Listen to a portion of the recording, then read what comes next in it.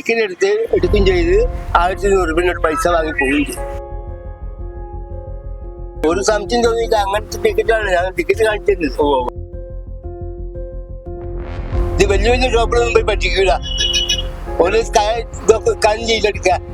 നമ്മളെ നാട്ടിലെ ഈ പാവപ്പെട്ട ആളുകളുടെ കയ്യിൽ നിന്നാണ് ഇതും ഇങ്ങനെ മാറിക്കൊടുക്കുന്നത്. ഇനി എന്റെ അടുത്ത് വാങ്ങാത്ത ടിക്കറ്റ് ഞാൻ മാറിക്കൊടുക്കൂല. നമസ്കാരം. നമ്മുടെ നാട്ടിൽ ആയിരക്കണക്കിന് ആളുകളാണ് ലോട്ടറി വിറ്റുകൊണ്ട് ഉപജീവനം കഴിയുന്നത്. ഒരു ദിവസം ലോട്ടറി ടിക്കറ്റുകൾ വിറ്റ് തീർത്തു കഴിഞ്ഞാൽ തുച്ഛമായ തുകയാണ് അവർക്ക് കിട്ടുക എന്നുള്ളത് നമുക്കൊക്കെ അറിയാം.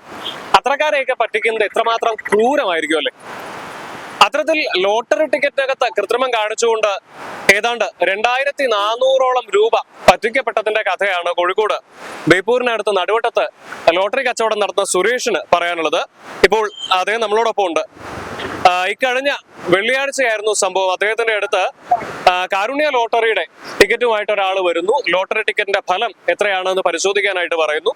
അദ്ദേഹം ടിക്കറ്റിന്റെ ഫലം പരിശോധിക്കുന്നു. ആ സമയത്ത് സമാശ്വാസ സമ്മാനമായ 200 രൂപ അടിച്ച 12 ടിക്കറ്റുകളായിരുന്നു ഈ വന്നയാളുടെ കയ്യിലുണ്ടായിരുന്നത്.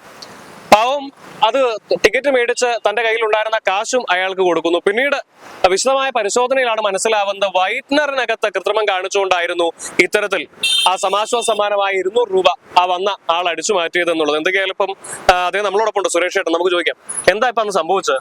സംഭവിച്ചത് തന്നെയാണ്. ഈ ടിക്കറ്റ് അരി വന്നതിലോട്ട് നോക്കാൻ പറഞ്ഞു. ഞങ്ങൾ നോക്കിയപ്പോൾ 200 രൂപ ഉണ്ട് ഇതറിഞ്ഞ്. അപ്പൊ ഞാൻ ടിക്കറ്റ് അങ്ങോട്ട് മടക്കി കൊടുത്തപ്പോൾ അയാൾ എന്നെ വീണ്ടും എൻ്റെ കയ്യിലുള്ള 1100 രൂപ ടിക്കറ്റ് എടുക്കുകയും ചെയ്ത് 1100 രൂപ പൈസ വാങ്ങി പോവുകയും ചെയ്തു. ടിക്കറ്റ് പരിശോധിച്ചാൽ മാറാൻ വേണ്ടി പോയപ്പോഴാണ് സംഭവം അറിയുന്നത് മനസ്സിലായത്. അപ്പൊ ആ സമയത്ത് യാതൊരു സംശയവും തോന്നി? ഒരു സംശയം തോന്നിയില്ല, അങ്ങനത്തെ ടിക്കറ്റാണ് ഞാൻ ടിക്കറ്റ് കാണിച്ചിരുന്നത്. ഒരു സംശയം തോന്നിയില്ല. അങ്ങനത്തെ കള്ളന്മാരുള്ള കാലായിരുന്നു. അപ്പൊ മൊത്തം എത്ര രൂപയൊക്കെ 2400 രൂപ നഷ്ടമായി? 2400 രൂപ എനിക്ക് എന്റെ കയ്യിൽ നിന്ന് പോയി. അപ്പൊ ഇവിടെ ടിക്കറ്റ് വിറ്റാ കിട്ടുക 60 ടിക്കറ്റ് വിറ്റാ കിട്ടുക ആകെ 3000 രൂപ ടിക്കറ്റാണ് വിൽക്കാനുണ്ടാവുക.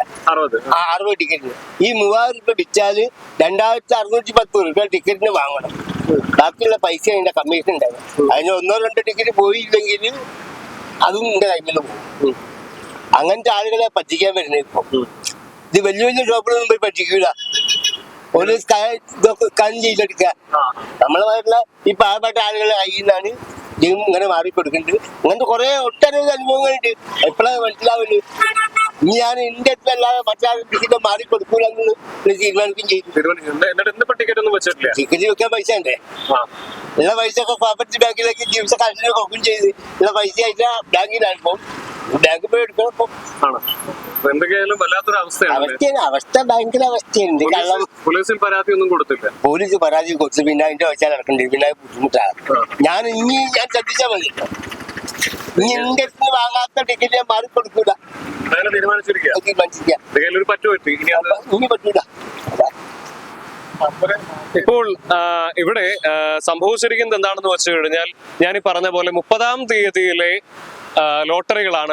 കാരുണ്യ ലോട്ടറിയാണ് ആ വ്യക്തി ഇദ്ദേഹത്തിന്റെ അടുത്ത് വന്ന് പരിശോധിച്ചത്. ആ സമയത്ത് അതിനകത്ത് 200 രൂപയുടെ സമാശ്വാസ സമ്മാനമായി 4332 എന്ന അവസാനത്തെ 4 അക്കത്തിന് 200 രൂപയുടെ സമാശ്വാസ സമ്മാനം ഉണ്ടായിരുന്നു.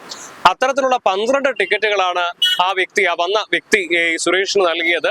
പിന്നീട് വിശദമായ പരിശോധനയിലാണ് 4832 എന്നുള്ളതിന്റെ 8 എന്ന ഭാഗം വൈറ്റ്നർ ഉപയോഗിച്ച് വളരെ വിദഗ്ധമായി അത്ര എളുപ്പത്തിൽ കണ്ടുപിടിക്കാൻ പറ്റാത്ത തരത്തിൽ മായ്ച്ചു കളഞ്ഞാണ് ഇത്തരത്തിൽ ഒരു തട്ടിപ്പ് നടത്തിയത് എന്നുള്ളത് മനസ്സിലാക്കാനായിട്ട് സാധിച്ചു. അദ്ദേഹം ആ തുക ഇയാൾക്ക് നൽകുകയും ചെയ്തു. അത് വിശ്വസിച്ച് പിന്നീട് ആ ഏജൻസിയിൽ പോയി പരിശോധിച്ചപ്പോഴാണ് ഇത്തരത്തിലൊരു തട്ടിപ്പ് നടന്ന കാര്യം അറിഞ്ഞത്. എന്തു തന്നെയായാലും വല്ലാത്തൊരു അവസ്ഥയാണ്. കാരണം 60 ടിക്കറ്റുകൾ വിറ്റ് കഴിഞ്ഞാൽ കേവലം 500 രൂപയ്ക്ക് അടുത്ത് മാത്രമാണ് ഇവർക്ക് കമ്മീഷനായിട്ട് കിട്ടുക. അത്തരത്തിലുള്ള ആളുകളെയാണ് ഇത്തരത്തിൽ 2000-ലധികം രൂപ പറ്റിച്ചിരിക്കുന്നത് എന്നുള്ളതാണ് അദ്ദേഹം പറയുന്നത് താനിനി എന്തൊക്കെയായാലും ഇതുമായി ബന്ധപ്പെട്ട് ഇനി പോലീസിൽ പരാതിപ്പെടാനോ ആ കേസുമായിട്ട് നടക്കാനൊന്നും തനിക്ക് പറ്റാത്തതുകൊണ്ട് താൻ പോലീസിലേക്ക് പരാതിയൊന്നുമായിട്ട് പോകുന്നില്ല. താൻ ഇനി തന്റേതല്ലാത്ത താൻ വിറ്റതല്ലാത്ത മറ്റു യാതൊരു ടിക്കറ്റുകളും താൻ ഇനി ഇവിടെ എടുക്കുകയുമില്ല എന്നുള്ളൊരു തീരുമാനത്തിലേക്ക് അദ്ദേഹം എത്തിച്ചേർന്നിരിക്കുകയാണ്. ഇത്തരത്തിൽ ഇയാളെ പറ്റിച്ച് ആ തുക അടിച്ചു മാറ്റിയ ആളോടാണ് പറയുന്നത്. ഇതൊക്കെ കുറച്ച് ക്രൂരമാണ് കേട്ടോ. കാരണം പാവപ്പെട്ട ആളുകൾ ഇത്തരത്തിൽ അവര് ഒരു ദിവസം ടിക്കറ്റ് വിറ്റാൽ പോലും അവർക്ക് അന്നന്നത്തേക്ക് ചെലവിനുള്ള കാശ് കിട്ടുക എന്ന് പറയുന്ന കാര്യം വലിയ കഷ്ടമാണ്. അത്തരത്തിലുള്ള ആളുകളെ പറ്റിക്കുക എന്ന് പറയുമ്പോൾ അതിനേക്കാൾ ക്രൂരമായിട്ടുള്ള കാര്യം ഒന്നുമില്ല.